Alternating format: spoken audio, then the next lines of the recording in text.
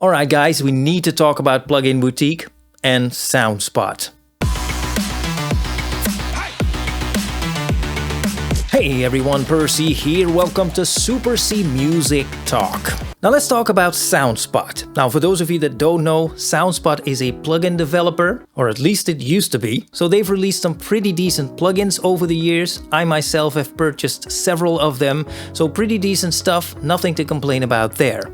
But now for, I'd say the last 6 months or so, Soundspot was completely off the grid, meaning the website was offline. I couldn't use some of their plugins, or at least so I thought, because for some of the plugins you need some kind of validation, so you need to enter the license key, and then the plugin would contact the server of Soundspot, to validate that license. And it seemed like the server was also offline, so there was no way to use those plugins. Now this all, of course, was very, very strange. There was no information whatsoever about what was going on. Of course, there was some speculation online. Is Soundspot out of business? What is going on here? And the craziest thing about all of this is that during this whole time, the Soundspot plugins were still being sold on Plugin Boutique. So I was like, what? Now, yesterday I received an email from Plugin Boutique where they announced that they released a new plugin collection. They released them under the name of Plugin Boutique themselves, and they call this collection the Core Collection. Now, if you look at these plugins, it looks pretty okay.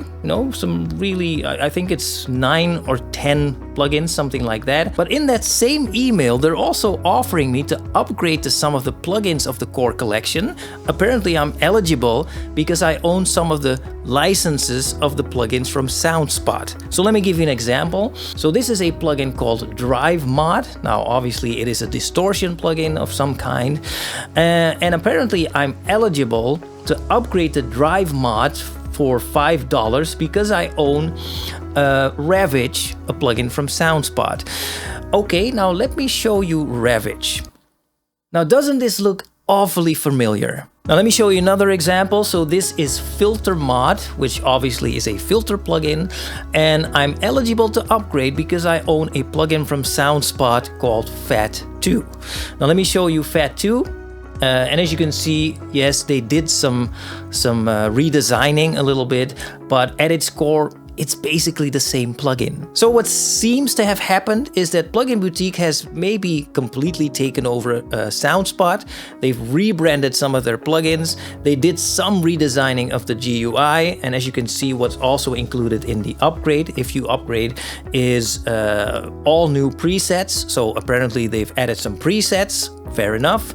A new preset browser, latest OS compatibility, whatever that may mean in this case, and you also get future updates. And I have to say, in and of itself, there's nothing really wrong with that. You see this happening all the time. If one company goes bankrupt, another one comes in, takes their stuff and sells it as their own. Nothing really wrong with that. The thing is that I don't even know that that is actually what's going on here. All I know is that from one day to the next, I wasn't able to use the plugins from Soundspot. To be honest, I didn't use them that much anyway, and they're not the most expensive plugins in the world. But still, it would have been nice to get some kind of notification. I didn't hear anything from Soundspot. I didn't hear anything from Plugin Boutique. Now, the least they could do, this is something that I found out today by chance, by checking some forum, and I just stumbled upon this information, is that apparently I can still use these Soundspot plugins, the ones that need validation, but you have to re-download them from Plugin Boutique. And when you download them, you don't just download the plugin itself, but you also download what they call a license installer. So you have to install the plugin, but then you also have to install the license installer.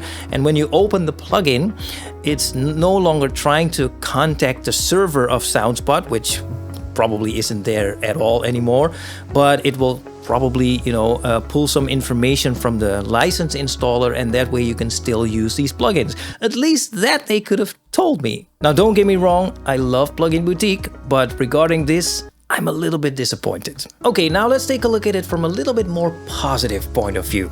So again, if you take a look at these plugins, they really look very, very nice. I think they did a pretty good job at redesigning them.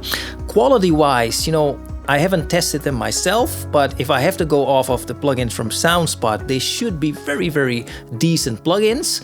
I seem to be using that word a lot, decent, but I think it's very appropriate here. So very decent plugins, also very affordable. So especially if you're on a budget, definitely go take a look.